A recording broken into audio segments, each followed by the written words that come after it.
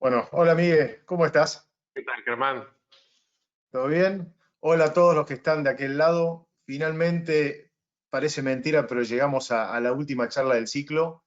Eh, Medio hasta emocionante, ¿no, Miguel? Llegar a la última por todo lo que fuimos caminando en estos días, ¿no? Y la gente, y lo que hemos aprendido, y nos han dicho, y nos han contado. La verdad ha sido una experiencia fantástica. Em, Cuando empezamos a planear con Miguel y el equipo este kit, este ciclo, lo que más nos preocupaba y lo que hablábamos con los oradores era en qué puntos íbamos a ser más sensibles eh, y donde más teníamos que ajustar cuando pasara todo esto. Es decir, la urgencia con que todas las decisiones se están tomando y se van a tomar seguramente pueden generar algún tipo de problema o crisis. Y la última charla, la que va a dar hoy Juan Manuel Arraca, es quizás fundamental en el palo del marketing, en las ventas, porque tiene mucho que ver con la vigencia del valor para los clientes. ¿Y, qué podemos decir de Juan? ¿No? Juan Manuel es un hombre de marketing, de pura cepa. Ya antes de los 40 años era gerente general de una multinacional, había pasado por 3 países, se había sentado en 3 culturas distintas y hoy lidera una de las cátedras de marketing de una de las escuelas de negocios más importantes que hay en Latinoamérica. Así que creo que escucharlo, más allá de un gran aprendizaje, les puedo asegurar que va a ser un placer. Así que no sé, Juan, si estás por ahí ya, si estás con nosotros.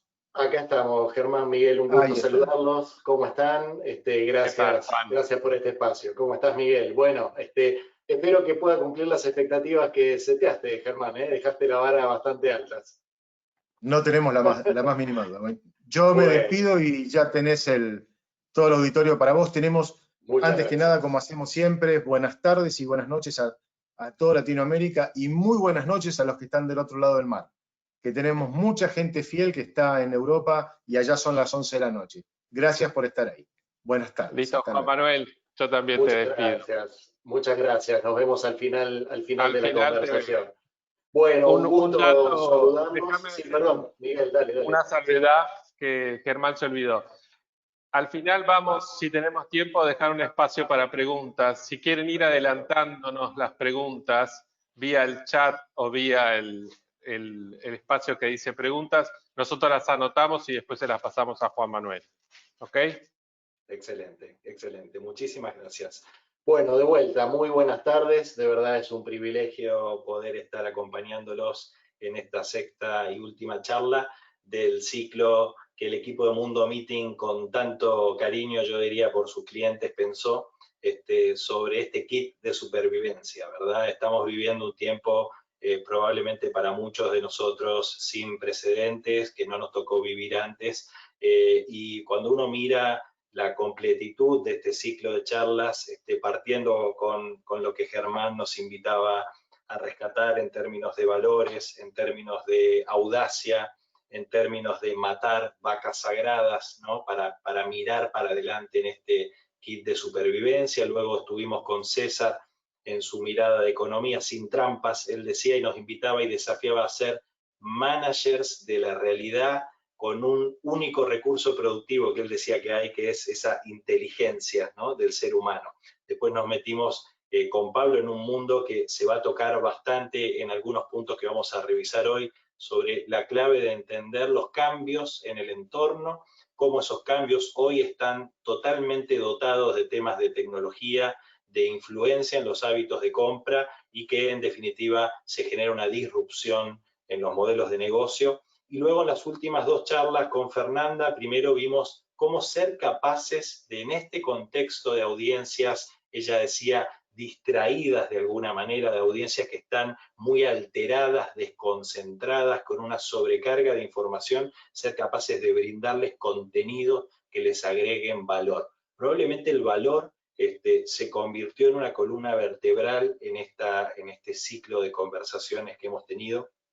Y finalmente, algunos días atrás, Sebastián planteaba la dificultad de llevar adelante en este contexto de hiperincertidumbre decisiones complejas, no lineales. En mi caso, para intentar estar a la altura de los oradores anteriores, voy a poner sobre la mesa lo que probablemente pienso sin dudas que es una tabla para surfear esta ola, de esas que uno diría, bueno, ¿te acordás cuando usaba esta tabla? De esta que no pierde vigencia, ¿no? Que es la del proceso de generación de valor para los clientes. Probablemente algunas cosas de las que vamos a compartir hoy, un tiempo atrás habrían parecido tendencias de muy largo plazo, ¿sí?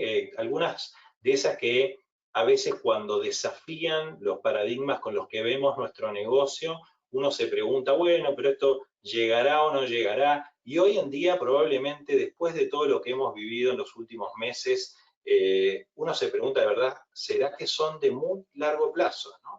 Y ahí es donde nos vamos a ir metiendo un poquito en un paneo de temas que vamos a conversar hoy. Primero, de los clientes, ¿sí? De la relevancia que tienen los clientes para nuestro día a día, ¿no? Esa razón de ser que desde mi dogma, al menos un poquito decía Germán, de mi deformación profesional, ¿no? Toda la vida vinculado a temas comerciales, me hacen ver a los clientes de una manera bien central en el negocio. Y cuando uno habla de clientes, tiene que hablar de valor, indudablemente de un proceso de creación de valor para ellos, pero también de un proceso de captura y de sostenimiento de ese valor en el tiempo. Y todo eso que hacemos va impactando hábitos de los clientes, y lo que no hacemos y hacen los otros participantes del mercado también impactan los hábitos, y el contexto como el que estamos viviendo impacta los hábitos. Y cuando hablamos de clientes, no hablamos de hábitos de clientes solamente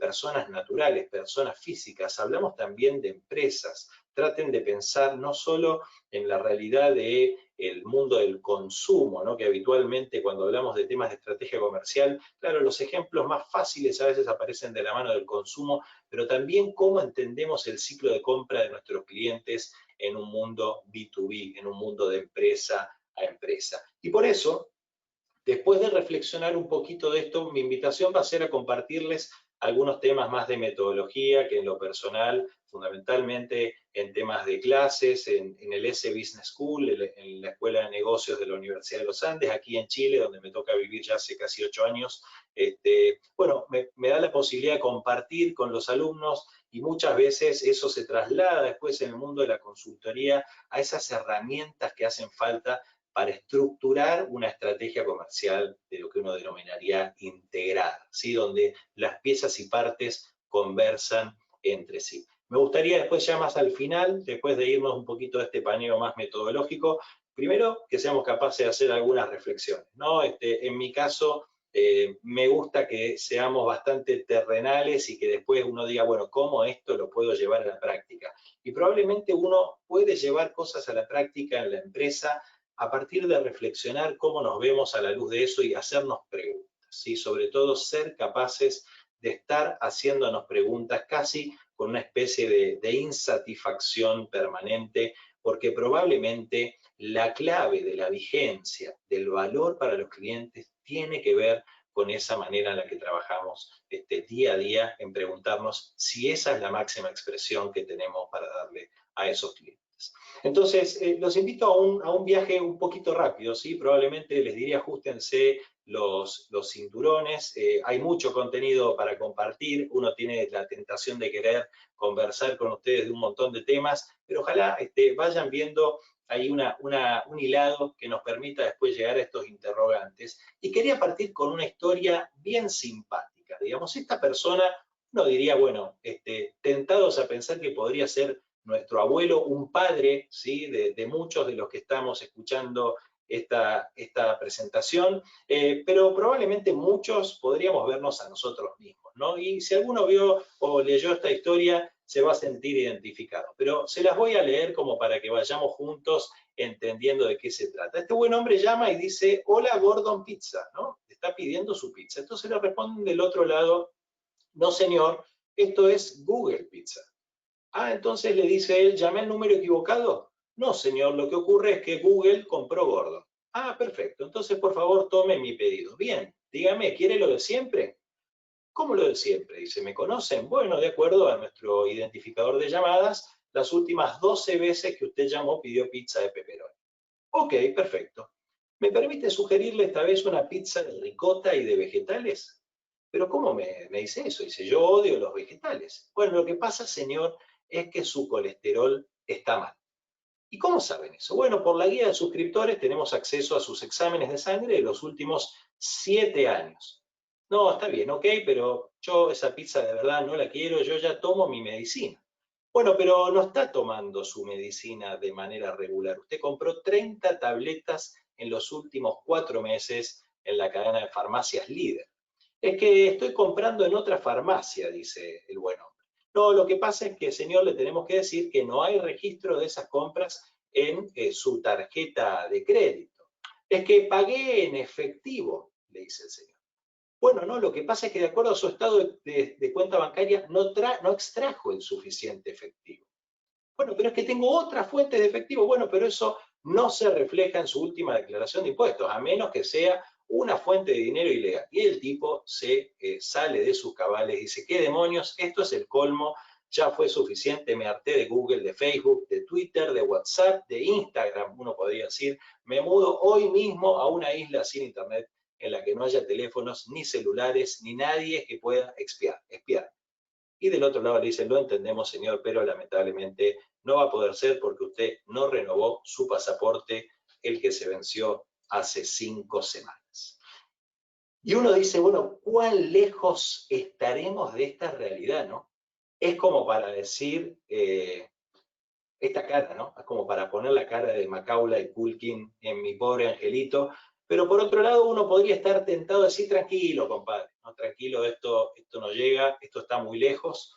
Y cuando miramos lo que ha pasado últimamente, cuando escuchamos voces bien expertas que dicen que la velocidad con la que las cosas han cambiado en los últimos 2 o 3 meses probablemente es muy superior a la que hubiéramos tenido en mente, uno dice, bueno, qué claro lo que nos decían los fabulosos Cadillacs en ese disco, Yo te avisé, ¿no? Porque claramente había señales de que hay cosas que vienen cambiando hace un tiempo largo, pero yo te avisé y vos no me escuchaste, como dice la canción tan famosa de los Cadillacs. Y en definitiva, claro, uno no podía prever este impacto tan gigante de la pandemia, pero lo que este impacto deja a la luz es la aceleración de un proceso real de cambio en la interpretación de valor.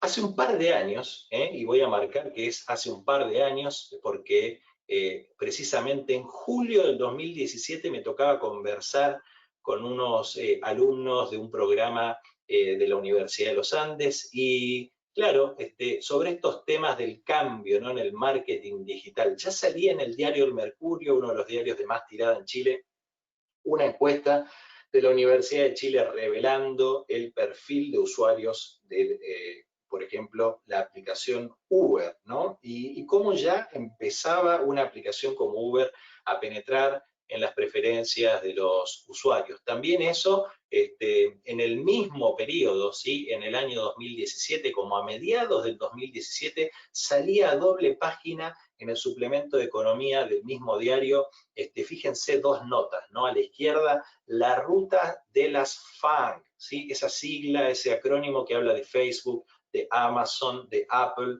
de Netflix, de Google, y también sumaban a Tesla, la automotriz del excéntrico dueño que ya todos conocen, ¿sí? Que además nombra a sus hijos de manera excéntrica. Y del otro lado, una noticia enfocada en las ventas online, ¿sí? Como el nivel de crecimiento, eso específicamente en Chile, y cómo los retailers tradicionales, que como muchos de ustedes saben, en Chile son bien importantes, Falabella, Cencosud con un footprint local, Walmart con un peso enorme también en Chile, cómo están preparándose para el auge del e-commerce. Están preparándose, digo, hace 2 años, ¿sí? Y en definitiva, de vuelta, esto nos permite entender que este fenómeno, que se dio una aceleración obligada, donde quedamos desconectados físicamente de nuestros clientes, es algo que venía pasando. Entonces me gustaría compartir un poquito también por deformación profesional, a partir de los casos para que después nos vayamos a la mirada metodológica. Y hay un caso precisamente de las FAANG, sobre todo con foco en Facebook, Amazon, Apple y Google, que es un caso de hace ya algunos años, les diría poco más de un año y medio atrás, de la Universidad de Harvard, donde plantea de alguna forma por qué de verdad están peleando estos cuatro monstruos, ¿no? Porque uno tendería a pensar como usuario en los beneficios que cada uno da individualmente, pero ¿dónde parecen estar las fuentes de valor más profundas por las que están peleando por el dominio? Cuando uno mira a estos cuatro bestias, uno dice, bueno, vale bastante más que $1, ¿no? Por lo que ellos están peleando. En la época en la que los profesores que escribieron este caso lo hicieron, este universo estaba valuado en $1 trillón, ¿sí? Una linda cifra, ¿verdad? Probablemente a más de uno lo tranquilizaría tener esa cifra a mano, ¿verdad? $1 trillón, la torta por la que están peleando en sus distintos territorios. Y ahí es donde uno empieza a ver que estos cuatro monstruos tienen diferentes competencias centrales y productos, pero que esas competencias centrales, de alguna manera, comienzan a solaparse, comienzan a tocarse, y de alguna manera uno podría llegar a prever que lo van a ir haciendo cada vez más en el tiempo. Y fíjense de alguna forma si pueden quedar perdedores en el camino cuando uno mira esta tremenda empresa que ya, vamos a decir, uno no puede pensar lo mismo, ¿no? ¿Quién hubiera discutido el liderazgo de Yahoo, de los que estamos aquí escuchando esto? Porque seguramente todos fuimos usuarios y todos fuimos, yo diría, casi que fanáticos en algún momento, pero cómo vino un Google a patear el tablero. Entonces, ¿alguien podría animarse a decir de que alguien de los cuatro que venimos viendo no puede terminar así? De verdad, con los tiempos que vivimos, difícil pronosticarlo. La primera discusión que surge sobre los territorios de dominio de cuatro monstruos como estos es la de la comunicación, el espacio de la publicidad. Y hay una primera frontera de publicidad que tiene que ver con la relación entre lo que Google ofrece y Facebook ofrece. Es bien interesante porque ustedes ven ahí las relaciones en términos de la atención que tienen de los usuarios, y acá Facebook, ahora integrado como dueño de Instagram, es casi de 1 a 3, es decir, en términos de lo que la plataforma en sí, el sitio genera, es de 1 a 3 la relación. Sin embargo, los ingresos publicitarios tienen una relación inversa, y casi del doble inversa, 7 a 1 entre Google y Facebook. Y la pregunta es, bueno, pero ¿por qué se da esto? Y acá es importante entender por qué están trabajando en distintas partes del embudo de compras de los clientes. Es decir, toda la primera parte del embudo de compras, que es la que se llama la del display advertising, se separa de la que se conoce como el search advertising, que es la publicidad más direccionada y de búsqueda, que comienza con la intención de compra de alguna manera de los clientes en un embudo tradicional. Entonces, la primera gran parte se convierte en una herramienta de construcción de marca, y la segunda es una herramienta de respuesta directa a los pedidos de los clientes, donde entonces vemos claramente en los lugares en los que se están enfocando o se han enfocado históricamente estos dos monstruos, ¿no? Entonces, es a partir de ahí que vemos cómo la inversión en la parte derecha, es decir, la del search advertising, la publicidad de búsqueda, comienza a demostrar que ahí hay una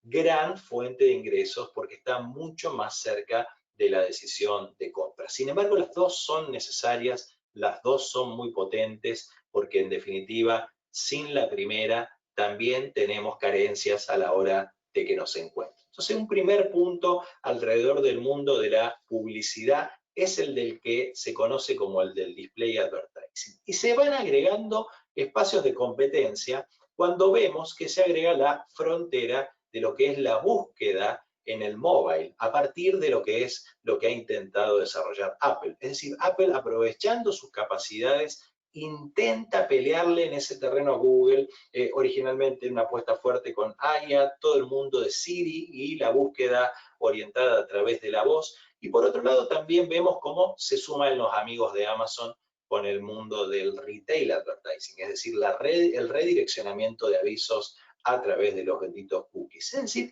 fíjense el nivel de competencia que se da en este mundo de la publicidad solamente a través de estos cuatro monstruos que obviamente concentran gran poder, concentran gran parte de la atención de compra en este mundo nuevo digital, pero que además uno diría, bueno, pero ¿qué tiene que ver Amazon con Facebook? ¿No? ¿Qué tiene que ver Amazon con Google? Evidentemente hay mucho más de lo que tienen que ver de lo que nosotros creemos, ¿sí? Por eso hay una primera mirada en donde uno dice, bueno, a ver, resumidamente, ¿para qué son mejores? Probablemente Facebook y Google acá todavía se llevan un poco la delantera de este mundo, yo diría especialmente Google.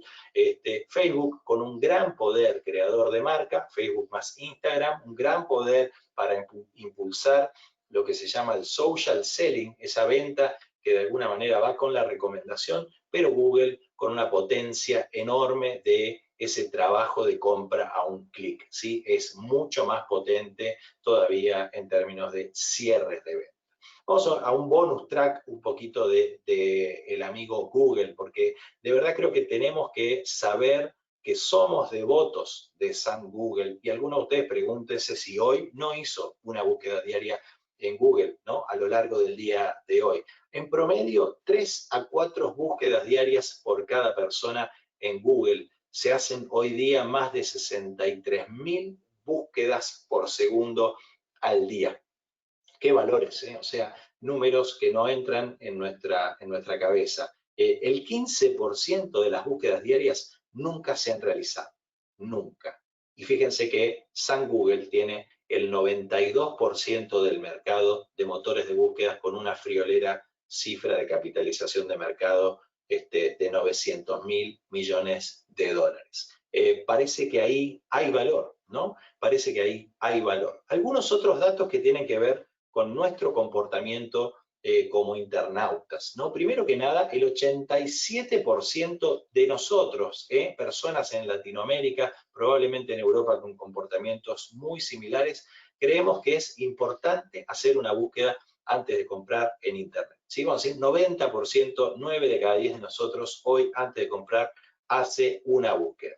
En los últimos 2 años, además, se han disparado 125% de crecimiento de las búsquedas asociadas no solo a un tema específico, sino de ideas asociadas. Entonces la gente ya está buscando consejos, no solamente está buscando cosas, objetos, servicios, sino ideas asociadas a la capacidad de uso. Y además estamos viendo un crecimiento similar en los 2 últimos años respecto de dónde pueden realizar las compras. Entonces también ahí tenemos un dato bien revelador que nos habla de cómo nuestros clientes están interpretando el valor.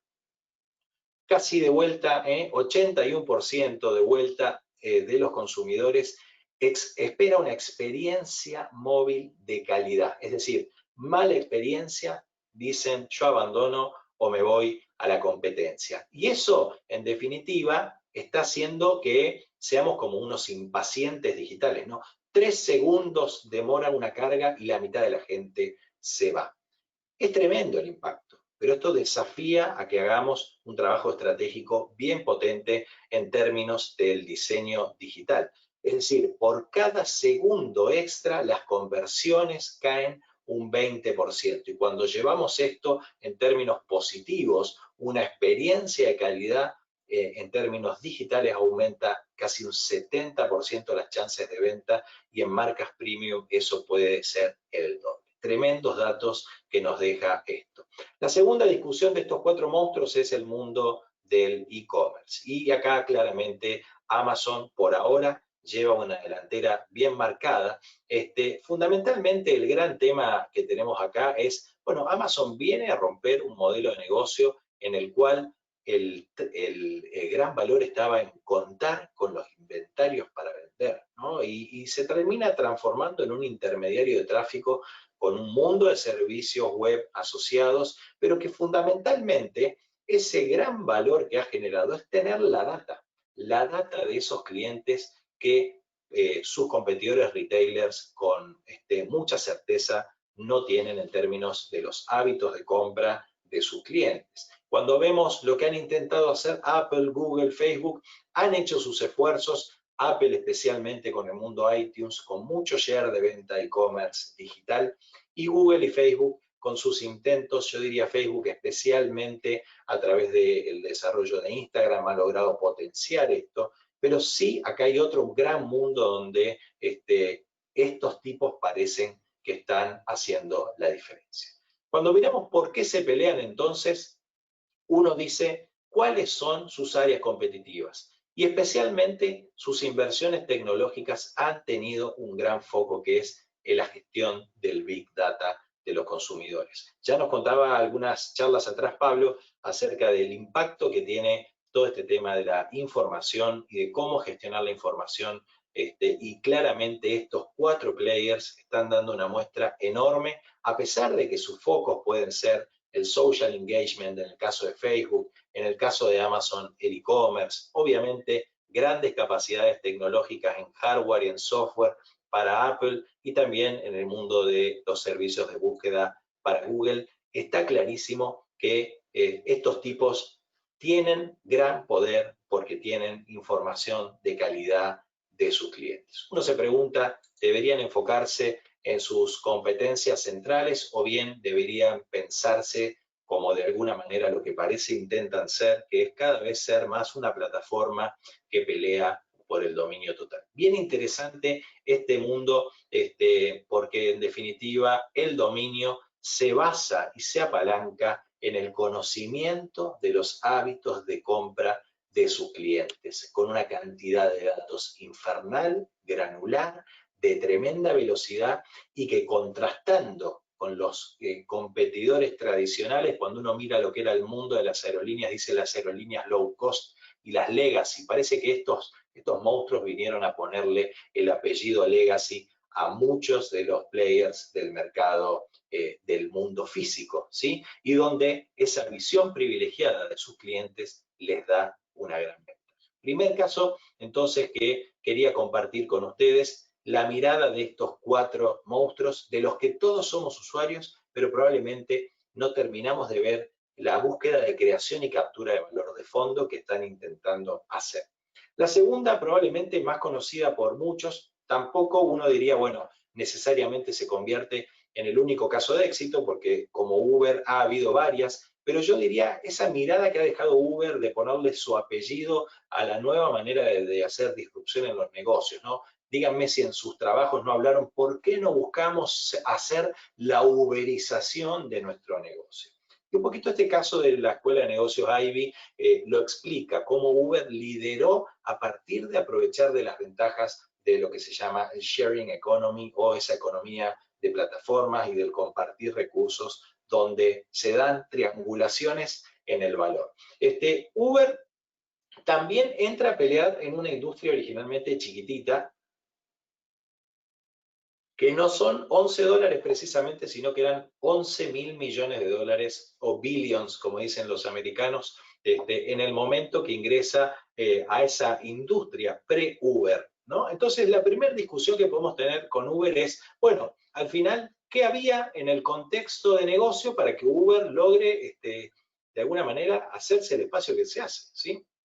Y bueno, fundamentalmente un mundo de altas barreras de entrada, donde la única forma de trabajar era con licencias que eran prohibitivas, donde muy poquitos actores sumaban poco valor, es decir, estaba absolutamente fragmentado el negocio, y donde el modelo de negocios era el de lo que típicamente en innovación se habla de una necesidad resignada de los clientes. Es decir, bueno, pucha, no hay otra que tomarse un taxi amarillo, sucio, de mala experiencia, probablemente con un tipo que me esté fumando adentro del taxi, si yo no fumo, donde uno hasta se sentía inseguro. Y estos tipos ven esa oportunidad, y cuando ven esa oportunidad, lo que deciden hacer es justamente patear el tablero, leyendo esta situación y creando una experiencia de usuario innovadora. Entonces, van afrontando esto de una manera de interpretar la cadena de valor con cada uno de los elementos que van manteniendo a los clientes alejados. Y esto no es ni más ni menos que la típica identificación de las barreras de compra de los clientes y cómo esto es solucionado por los incumbentes, por los que están hoy en el negocio, y cómo se puede pensar fuera de la caja a partir obviamente de otras herramientas que permitan superar esas barreras, pero de una manera innovadora. Entonces es ahí que Uber saca provecho, y ese provecho que saca Uber lo captura en un momento justo de contexto que facilitan ser capaz de avanzar en esto. Por un lado, la penetración de smartphones, en esa época cuando parten, 74% de penetración en San Francisco, había usuarios de smartphones asociados a un perfil de consumo, perfil de socioeconómico, digamos, de altos ingresos, gente muy usuaria de los taxis, donde también los conductores estaban necesitados porque tenían tiempo ocioso, porque no maximizaban sus ganancias, y donde aparecía la oportunidad de usar tecnología que un poquito rompiera este equilibrio, digamos, actual, un desequilibrio, decía, en términos de el valor para los clientes. Y lo hace además con algo que no existía, que era generar una tarifa dinámica que permitía ir asignando las capacidades ociosas del sistema. La verdad, fantástico. Frutilla del postre en un auto increíble, limpio, donde se redondea la experiencia del usuario, que además tiene la suerte de que puede decir en cada viaje cuán bien se sintió, cuán bien servido estuvo. Y así es que esas eficiencias de red se transforman en un ganar-ganar y empiezan a sacar provecho con una oferta segmentada, donde tienen desde un perfil de servicios económicos a un perfil de servicios más premium, a accesibilidad y poder viajar con otras personas inclusive. Entonces, definitivamente segmentando el mercado para darle a cada uno de ellos una propuesta acorde. ¿Cómo lo logra? Decíamos, transformando la cadena de valor de la industria. La mirada actual era, bueno, tenemos que tener un operador que toma llamadas, que localiza taxis, que recoge los pasajeros, que luego traslada al cliente al destino, que al final le dice cuánto le cuesta el viaje y que tiene que esperar que le asignen un nuevo viaje. Y para eso las compañías dueñas de los taxis tenían que tener conductores contratados, tenían que tener autos propios, tenían que tener un call center y un garage a donde guardar los autos. Cuando uno mira la cadena de valor que genera Uber, ¿qué ocurre con ellos? Bueno, fundamentalmente primero dicen lo que va a identificar al cliente y al conductor es una aplicación. Y el conductor va a recoger a un pasajero en la hora exacta en la que ese pasajero pide su taxi, lo traslada a destino y acepta al pasajero un costo que ya está predeterminado o informado, donde puede haber a lo mejor leves variaciones, y automáticamente la aplicación asigna al siguiente pasajero. ¿Qué permite eso? Bueno, que lo único que hay que tener es conductores conectados a la plataforma, que no son empleados, tener una tecnología en la aplicación. Obviamente hay una gran base ahí tecnológica en términos de software, y el gran valor está en la base de clientes, en ese N, que en definitiva lo que va generando es que para los clientes, para los conductores, hay mejor propuesta de valor, hay más velocidad, hay más eficiencia. Entonces, de alguna manera, el resumen de todo esto es lo que decíamos recién: lo logra porque lo que hace es transformar la cadena de valor de la industria. Entonces, ¿cuántas veces nos estamos preguntando si pudiéramos hacer una separación de los elementos de la cadena de valor de la industria, si pudiéramos identificar las barreras de compra de nuestros clientes, la forma tradicional de resolverla, si habría una forma superadora para nosotros y para los clientes para que ocurra una transformación en esa cadena de valor? Las claves del éxito evidentemente tienen que ver con un modelo de negocio muy potente, tiene que ver con recursos clave que son los que permiten soportar ese modelo como en todo negocio, y fundamentalmente porque fueron capaces de que esto se expanda en el N, ¿sí? En definitiva, todo esto propiciado por lo que se llama la economía del compartir, ¿sí? Donde hay buscadores, donde hay dueños del recurso y donde hay una plataforma que administra los intercambios. Entonces, cuando hablamos de la uberización, estamos tentados, ¿no?, a pensar en ese modelo, pero de verdad, si hay espacio para desintermediar, ¿no sería conveniente liderarlo antes de que nos desintermedien a nosotros? Y si hay espacio de que nos desintermedien, ¿no será una señal de que nuestro proceso de creación de valor puede estar fallando, puede no estar capturando todas las oportunidades? Obviamente uno se pregunta con Uber sobre la sustentabilidad. Ustedes saben muy bien y han visto probablemente en sus mercados cómo de fácil le ha sido a Uber hacer pie.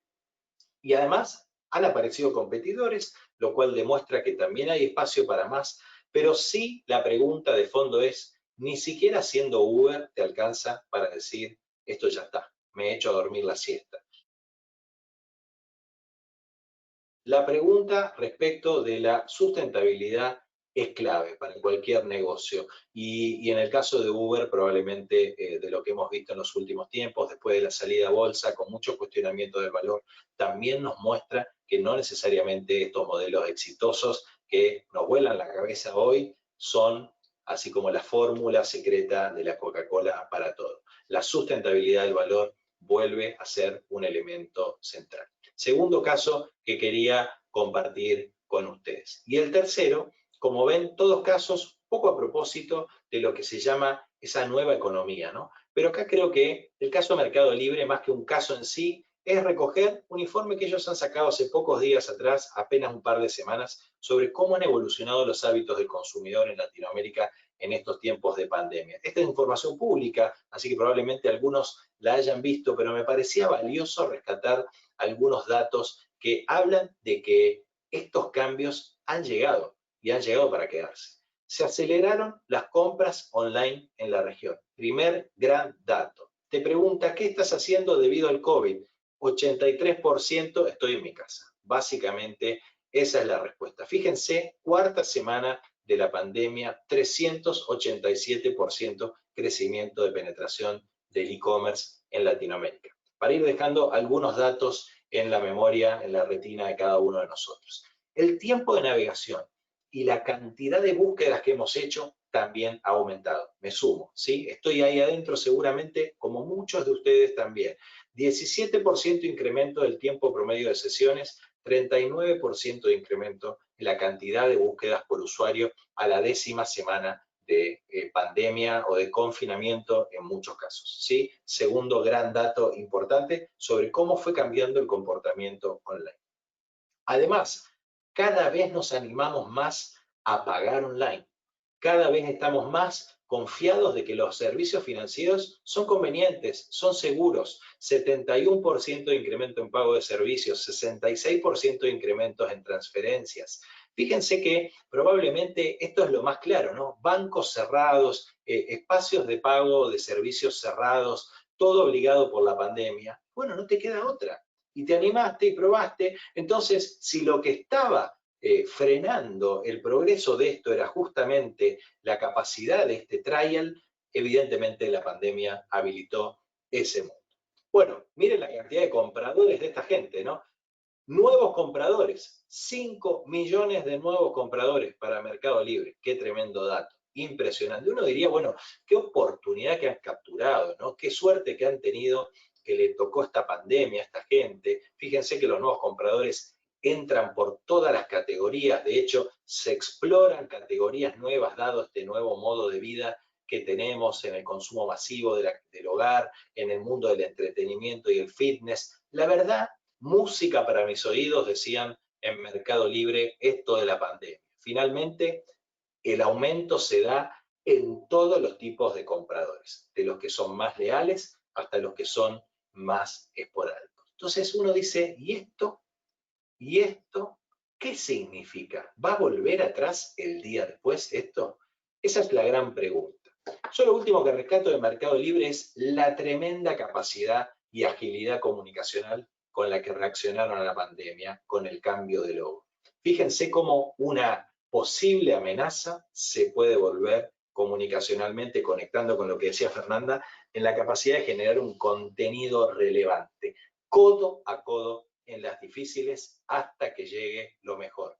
Y con ese juego de que llegue lo mejor en virtud de las compras que te permite hacer. Fantástico. Uno dice, bueno, todo esto, claro, son compañías de la nueva economía. ¿Podemos llamar nueva economía a una compañía fundada en 1999? Yo diría, todo esto es una forma de capturar el valor después de un proceso metodológico de una compañía del siglo pasado, con hechos objetivos, fundada en 1999. Díganme si el equipo de Meli ha tenido la capacidad en 1999 de ver la pandemia que se venía ahora. Probablemente sería bastante injusto pensar que están capturando todo este crecimiento solamente por un golpe de suerte.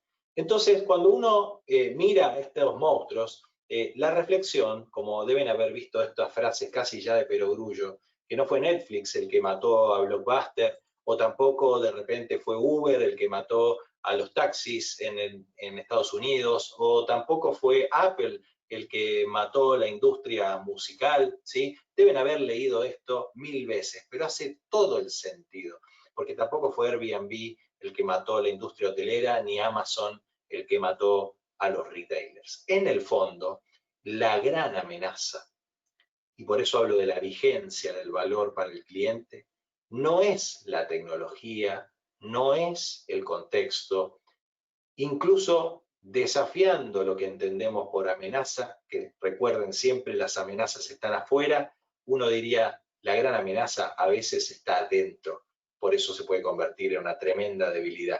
La gran amenaza es que tu negocio se olvide de lo que es valor para tu cliente. La gran amenaza es que la organización no gire en torno a la propuesta de valor para los clientes. La gran amenaza es que pensemos que la propuesta de valor es de un área, es de ventas, es de marketing, es de las áreas comerciales. El frío por la espalda a todos los gerentes generales en este momento les debe estar corriendo para ver cómo hacemos para que no perdamos clientes y ojalá sostener algo las ventas en este modo de continuidad operacional. Por eso, el gran desafío es cómo hacemos esto.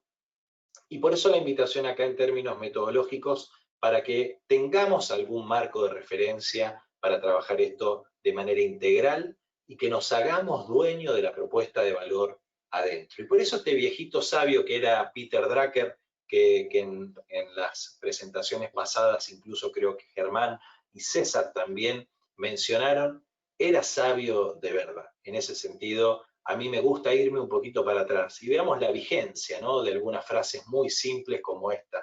Una empresa dice tiene dos funciones, no como áreas, ¿no?, funciones, sino como razones de ser básicas, que es por un lado comercializar y por otro lado innovar. Evidentemente, si no somos capaces de comercializar el valor que puede estar en una innovación, que puede estar en los productos, ¿para qué estamos? ¿No? Primer pregunta, primera reflexión. La siguiente tiene que ver con los propósitos y definitivamente un propósito vigente es el de crear clientes satisfechos. Todos hemos pasado meses, mucho tiempo trabajando alrededor de la misión, de la visión de la compañía y está bien tener esos procesos reflexivos, pero el core tiene que estar en cómo somos capaces de sostener la satisfacción de nuestros clientes en el tiempo. Por eso, a mí me gusta recalcar que la estrategia comercial, que no es de un área, sino que es del negocio, es todo alrededor del valor. Todo alrededor del valor. ¿Y qué digo con todo? Digo con tres grandes verbos que tenemos que adicionarle a la palabra valor. La primera es crear valor. Hay un proceso de creación de valor que es central a la estrategia comercial. La segunda mirada es la de ser capaces de capturar ese valor que creamos, porque si no capturamos ese valor, seguramente vamos a estar dejando dinero en la mesa y no va a ser bien pagado ese esfuerzo creativo de la primera parte. Pero la tercera es el ser capaces de sostener ese valor en el tiempo.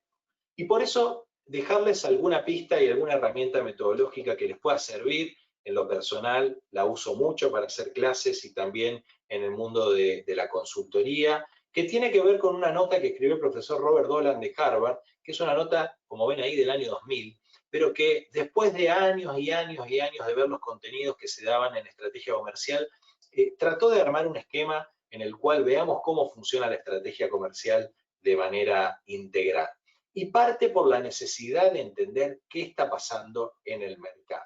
Y pinté en colorado los dos puntos que hoy en día creo que se están volviendo mucho más carne, mucho más vigente, que tiene que ver con lo que pasa en el contexto y cómo eso está afectando lo que nuestros clientes buscan. Y esa satisfacción de necesidades que buscan esos clientes no la estamos haciendo solos como compañía, sino que la hacemos además con competidores que están peleando por lo mismo y con colaboradores en esa cadena de valor que nos ayudan a materializar una promesa. Entonces, el primer gran punto tiene que partir por una ágil mirada del mercado. Eso luego se convierte en materia prima para lo que podríamos describir con esta sigla STIP. Si no entendemos cómo se segmenta el mercado, si no entendemos a qué porción de ese mercado, si es que vamos a ir a una o a varias o a todo el mercado como mercado objetivo, no entendemos cómo eso se configura, muy difícil que podamos hacer una buena promesa como la que plantea el concepto del posicionamiento. Porque al final, esta parte de la creación de valor es la que tiene que ver con configurar la promesa a nuestros clientes. Promesa que vamos a tener que ser capaces de materializar en tres elementos del conocidísimo marketing mix. Si esa promesa no está materializada en nuestra parrilla de productos o en nuestro portafolio de servicios, si esa promesa no está materializada en los canales de distribución que elegimos para llegar a nuestros clientes, sean físicos o virtuales, si esa promesa no está materializada en cómo le hablamos a nuestros clientes, ejemplo, Mercado Libre codo a codo, vamos a tener un problema. Porque uno, yo estoy casado, ¿no? Mi señora hace casi desde el año 95 que estamos juntos, es decir, casi 25 años, casados en el año 2002, tenemos 5 hijos, y bueno, hace tanto tiempo hicimos una promesa, después hay que sostenerla esa promesa. Hay que sostener esa promesa de estar juntos en el tiempo con hechos concretos. Esto es lo mismo. A los clientes le prometemos cosas que tenemos que sostener y esa materialización ocurre en el marketing mix. Y siendo capaces de capturar el valor. Y vengo a decirles, amigos, que la única variable del negocio que permite capturar el valor es el precio. No hay otra. Es la única variable en donde nos jugamos la decisión de qué valor tiene lo que estamos creando, y para eso es importante entender qué piensan los clientes, cómo lo ve la competencia, cómo puede reaccionar la competencia y cómo podemos demostrar que ese valor está ahí. Y ahí nos jugamos gran parte del partido, por eso es crítico desarrollar capacidades para generar una buena definición de precios. Con eso seteado, nos metemos en el que de alguna manera hoy ya llamamos mucho el viaje. Cómo somos capaces de que nuestros clientes nos elijan, adquirirlos y fidelizarlos en el tiempo. Y si somos capaces de hacer eso bien, vamos a estar sosteniendo el valor en el tiempo. Y de esa forma vamos a impactar los resultados. Lamento decirles que esto no termina acá. Esto es un Ironman competitivo en donde desde los resultados de cada mes, de cada trimestre, de cada semestre, de cada año, nos exige y cada vez más nos exige una agilidad organizacional para ser capaces de seguir haciendo iteraciones positivas en este proceso de creación, de captura y de sostenimiento del valor. Porque lo que ocurre es que lo que evoluciona es la demanda de valor. Los clientes, a medida que ven opciones, que reciben opciones de nuestra parte y de la competencia, logran hacer un aumento en sus expectativas de valor, y esa evolución se vuelve clave de entender. Por eso, partí con ejemplos que tienen que ver con el mundo digital, porque esa evolución de la percepción de valor ha quedado exacerbadamente marcada con esta crisis en términos de lo que se llama el haber entrado a una era del engagement digital. Hemos entrado a una era en la cual ya no alcanza con que se conecten nuestras estrategias con las emociones de los clientes, sino que se da una triple combinación entre esas estrategias, entre las emociones de los clientes y la forma en la que los clientes interactúan con los canales digitales. Por eso se vuelve central buscar una perfecta armonía, no solo entre nuestra estrategia y las emociones, sino entre nuestra estrategia y las necesidades que tenemos para volcar esa estrategia a un canal digital y cómo eso conversa con los comportamientos digitales de nuestros clientes, no solo en el mundo de consumo, sino también en el mundo B2B. Por eso se vuelve central entender, finalmente, que estamos viviendo lo que podemos denominar un ciclo de digitalización del valor, donde las nuevas tecnologías lo único que hacen es permitirnos crear nuevas formas de crear y de intercambiar el valor.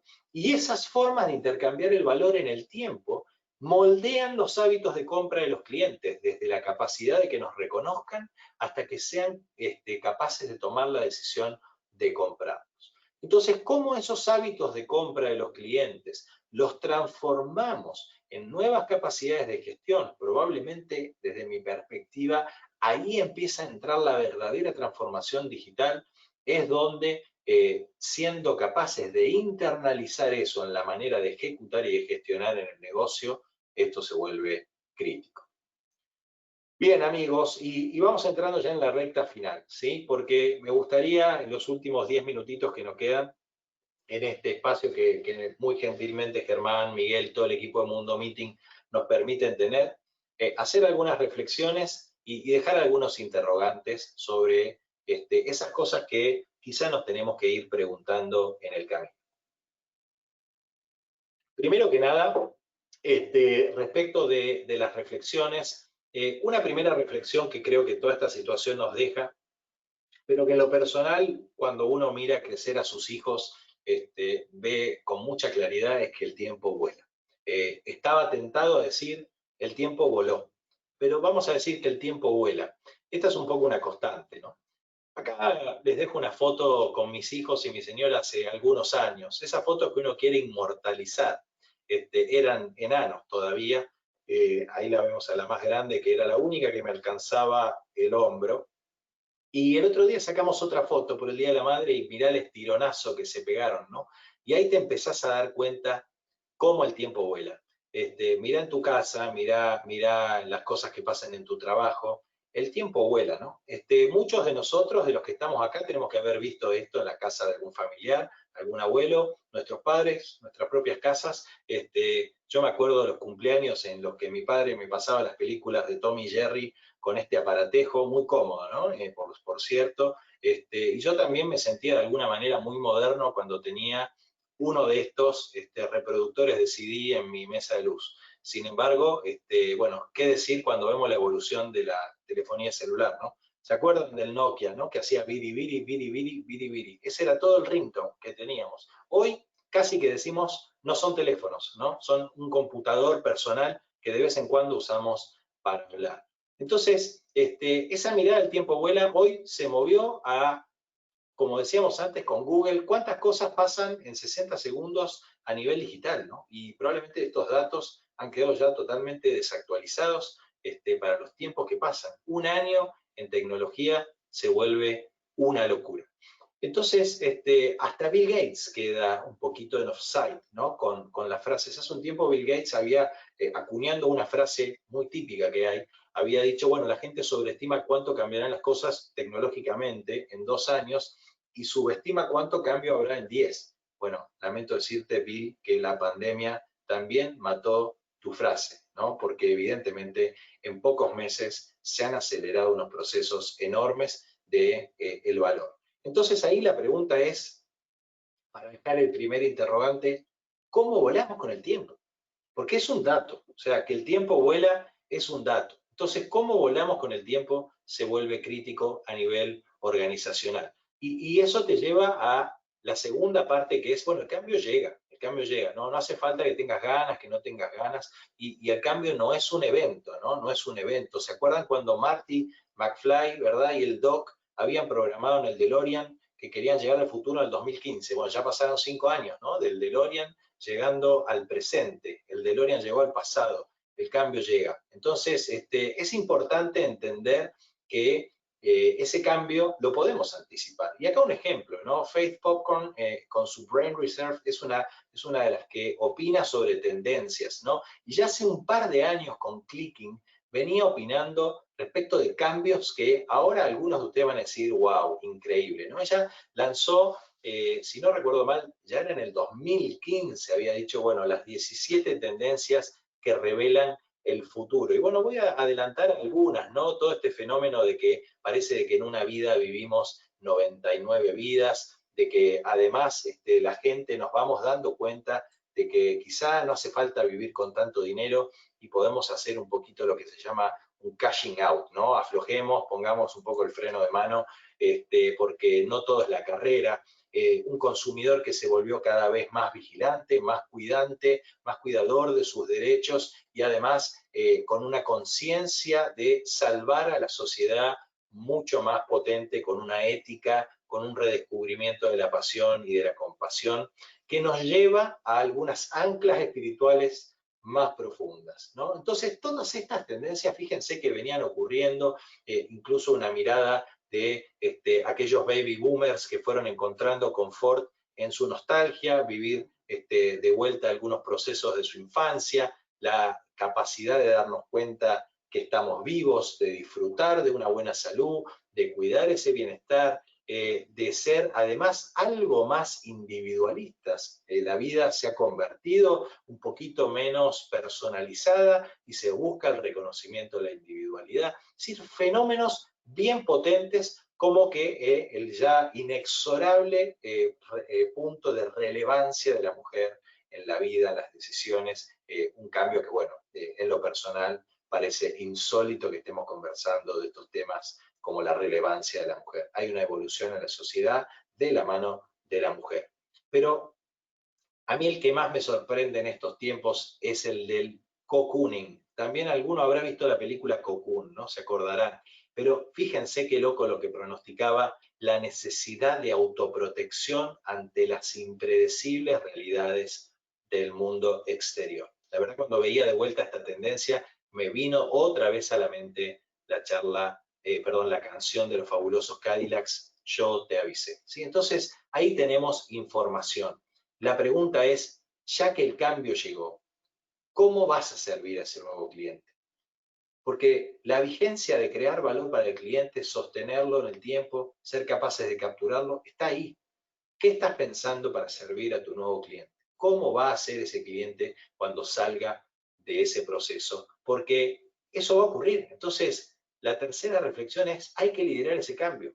Como nos decía César en algunas charlas atrás, liderar el cambio se vuelve un elemento central y, como decíamos, no miremos al cambio como un evento, sino como un proceso al que hay que construir. Por eso la invitación acá es preguntarse qué estamos haciendo internamente para liderar estos cambios en nuestros negocios.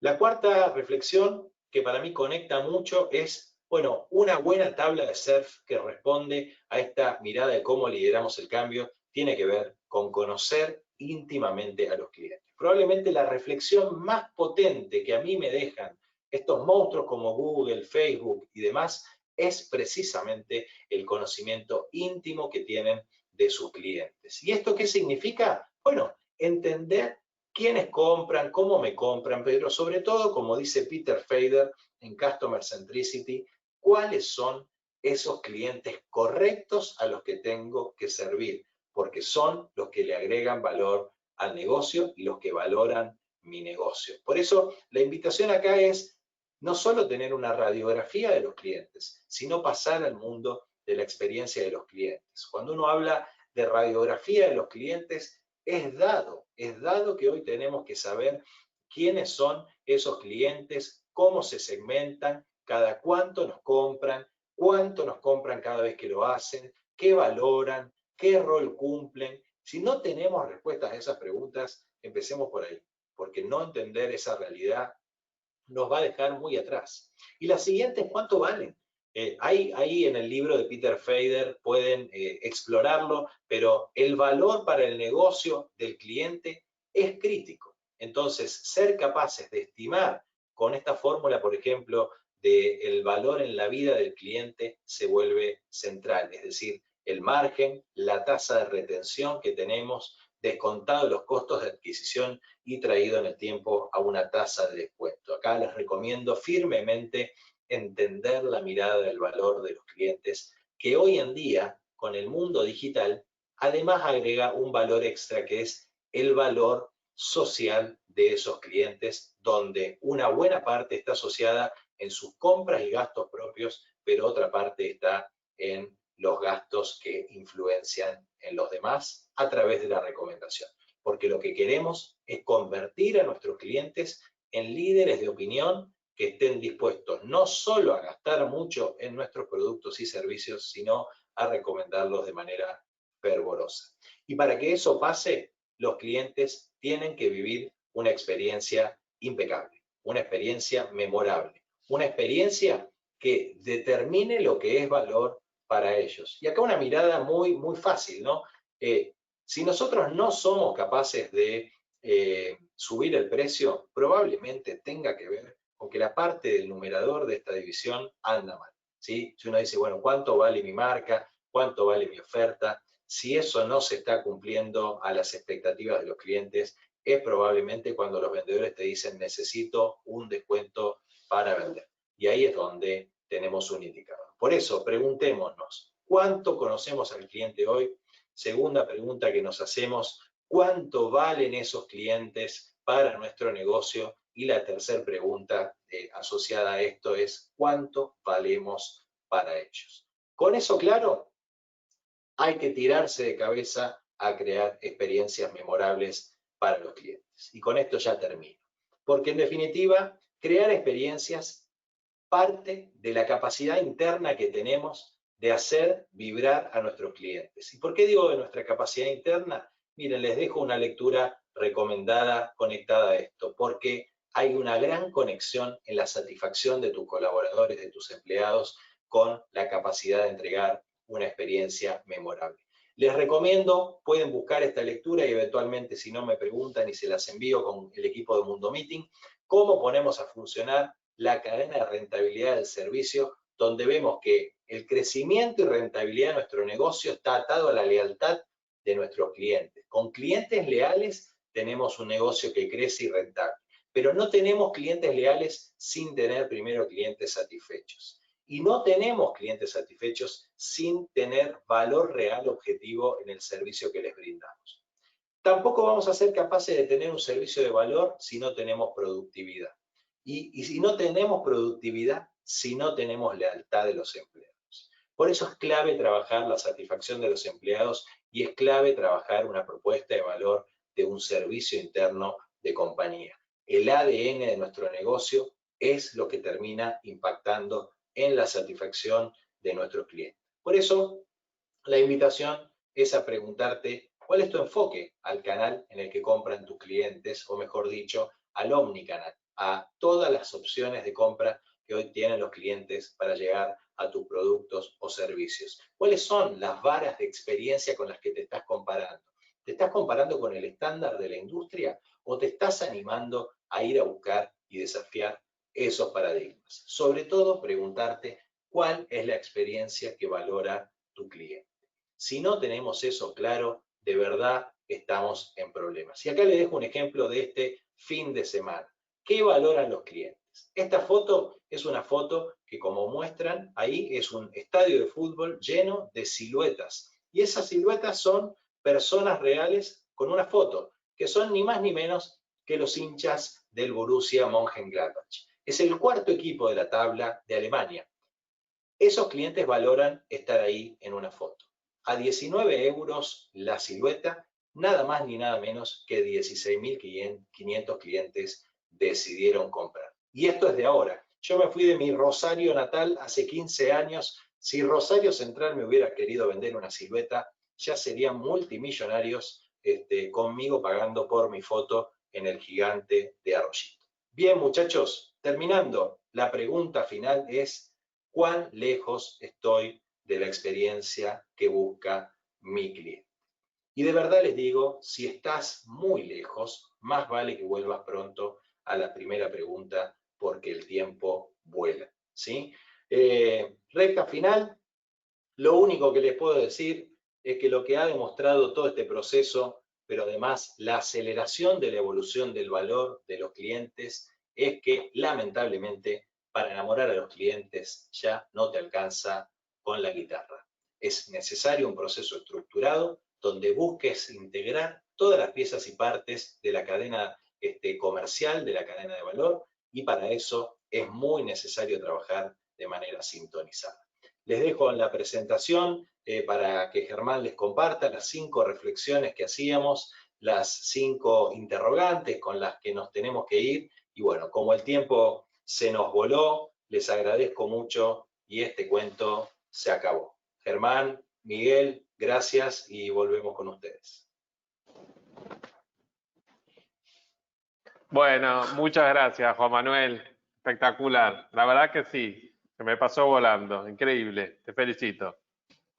Muchas gracias. Estaba mirando el reloj porque sabía que teníamos mucho contenido para compartir. No queríamos aburrirlos. Creo que me pasé unos minutitos, así que disculpas en avance a todos. Mira, yo no sé, acá hay 2 reflexiones que mandaron. Hay una que dice lo siguiente, Juan, y es interesantísimo. Dice, iniciar un cambio tiene mucha inercia y asusta pensar que el cambio del contexto te vuelve a ganar. ¿Cómo se hace para que no pase? Y mirá, yo le respondería primero agradeciéndole que hace la consulta, que si tuviera la Es respuesta Alejandro. probable. Alejandro, bueno, Alejandro, yo creo que estaría en este momento juntando el dinero en bolsas, ¿no? Si tuviera la respuesta. Pero evidentemente creo que ahí está el desafío, Alejandro. Mi invitación en ese sentido es un poquito a la primera pregunta, ¿no? Que yo la simbolizo con lo del tiempo vuela. Hoy no nos podemos dormir. Creo que nunca nos pudimos dormir, pero cada vez menos, ¿no? Entonces, sistematizar un proceso ágil de entendimiento de los cambios, de los comportamientos de los clientes es muy importante. Es muy importante. Y para eso hay que estructurar procesos, hay que estructurar instancias y hay que invertir a veces en información de los clientes, ¿no? Entonces, mi invitación probablemente es, no te puedo decir que vayas a anticipar una pandemia, Alejandro, pero sí te puedo decir que vas a anticipar a tu competencia y probablemente por ahí va la cosa. Fantástico. Miguel, ¿vos tenés alguna? Pues yo tengo una más acá. Sí, ahí coinciden, Alejandro Campos coincide 100% con el concepto de omnicanalidad. Efectivamente. Sí, Oscar se Efectivamente. tuvo que ir, te había preguntado cómo fidelizar con la gran cantidad de productos del mismo género y calidad, pero de diferentes precios, ¿cómo se hace? ¿No? Mira, fundamentalmente esa es una gran pregunta porque yo creo que ahí es donde primero uno se tiene que preguntar qué rol tiene cada producto o servicio que tiene dentro de su parrilla, ¿no? Entonces, si tenés productos que no tienen un rol muy claro, probablemente estén metiendo más ruido que otra cosa, ¿no? Productos o servicios, acá lo mismo. Entonces, la razón de ser de un portafolio de productos es que sirvan adecuadamente a múltiples segmentos de clientes. Entonces, la primera pregunta que yo me haría es, primero, ¿lo que tenés genera complejidad o genera valor? Ahora, la segunda pata, yo diría, probablemente la mayor fuente de diferenciación sigue estando en cómo conectamos con los clientes en el servicio. No siempre uno, porque por más que venda productos, solo cautiva al cliente con los productos que tiene, ¿no? Sino que lo hace a través de justamente ese viaje. Cuán fácil le es al cliente hacer negocios con nosotros, cuán fácil le es al cliente comprarnos, cuán fácil le es al cliente llegar hasta nuestra propuesta de valor. Entonces, la simplicidad, hoy en día, el tema del tiempo, lo veíamos con el mundo digital, 3 segundos que te demora una carga y te fuiste. Entonces, hay una intolerancia y hay un nivel de desatención, como también decía Fernanda, bien importantes, que los podés lograr siendo muy eficientes en el proceso de servicio. Y eso no es al azar, ahí hay que pensarse bien el proceso, hay que estructurarlo, hay que hacerle entender a la gente qué rol juegan en ese proceso de entrega del valor. Y por otra parte, hay que formar, y muchas veces hay que capacitar al equipo, yo diría incluso con una movida bastante cultural alrededor de lo que es servir al cliente. Germán.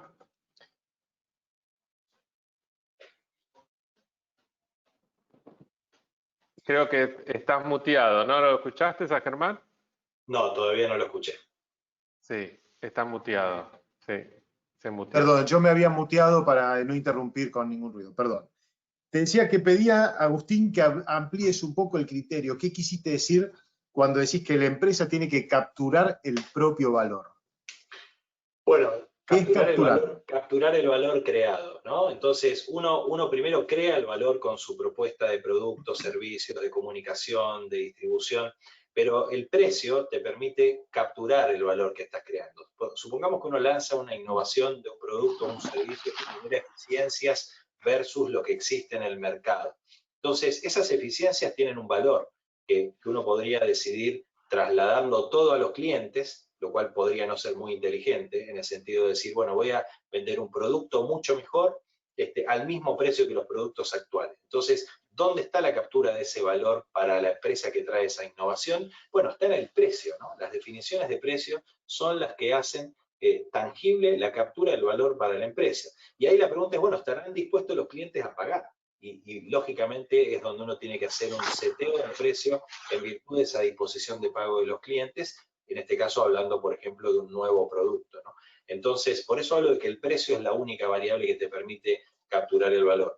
Y permitime una reflexión adicional. En este sentido, obviamente, modo continuidad operacional, la mayoría de las compañías, todas preocupadas por su flujo de caja, se entiende perfectamente, y todas enseguida miramos, incluyo mi mirada ahí, a, bueno, ¿dónde recortamos? ¿No? Pues tenemos que sobrevivir. Pero se le presta a veces muy poca atención al impacto del precio en la rentabilidad. Y está comprobado, se ha hecho muchos estudios de esto, pero por ejemplo hay un estudio que mira el perfil del estado de resultados de las 1.200 compañías más grandes del mundo, que están en el Standard & Poor's 1.200, y 1% de aumento de precios, si fueras capaz de sostener inelásticamente el volumen, eso va directo a las venas de la rentabilidad, eso es más 10, más 11, más 12% de rentabilidad. No hay otra variable en el estado de resultados que vos ajustes que te permita semejante impacto. Sobre todo porque cuando uno piensa en cortar gastos, también está cortando músculo, ¿no? Salvo que de verdad esté haciendo un proceso de reingeniería que tenga un nivel de eficiencia enorme en el cambio de la manera de hacer las cosas. Entonces, mi sugerencia es, los gringos dicen el pricing power, ¿no? Tu poder de hacer precios. Esa es una mirada. La segunda mirada al tema precios para la captura de valor es que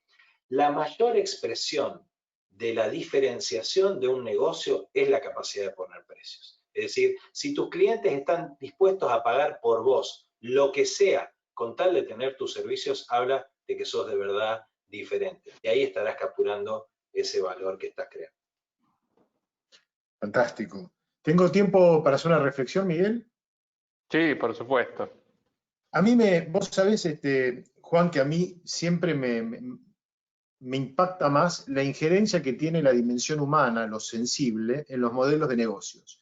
Y me impactó cuando vos explicaste cómo mueve a los empleados la satisfacción final del cliente. Y eso habla un poco, cuando hablábamos, te acordás el otro día, de la importancia para una persona que trabaja en los motivos, lo que hay al final de mi trabajo, y vemos la enorme importancia, no es que una persona trabaja para cumplir un rol solamente, sino el final es lo que los impacta. Vos fijate que vos decís que un cliente satisfecho pone contenta a la gente, pero la pone contenta desde el lado emocional, no desde el lado del resultado empírico del negocio. Claro. Y claro. me impactó que eso fuera un dato relevante. Viceversa, ¿no? Y viceversa, ¿no? O sea, un poco ese estudio que hacen en ese artículo habla de que cómo el nivel de satisfacción de los empleados impacta tremendamente en la rentabilidad, ¿no? Porque impacta toda la cadena de valor interna y externa. Yo a eso le sumaría solo un gran tema que lo mencioné, que es, lamentablemente tenemos como una tendencia a ver la propuesta de valor de manera fragmentada, dado que hay áreas en el negocio, como nos organizamos por áreas, hay áreas que están más ocupadas, ¿no?, de la mirada de los clientes, pero eso es un grave error. O sea, que de verdad cada área entienda su rol en la cadena de valor interna, digamos, ¿no? En la configuración de la propuesta de valor del negocio es central, ¿no? Entonces, mi invitación a todos es todo lo que puedan potenciar eso, independientemente de que haya áreas que se ocupan de un tema o de otro, ahí va a estar parte de la clave de la diferencia, parte de la clave de que te elijan, parte de la clave de generar experiencias increíbles.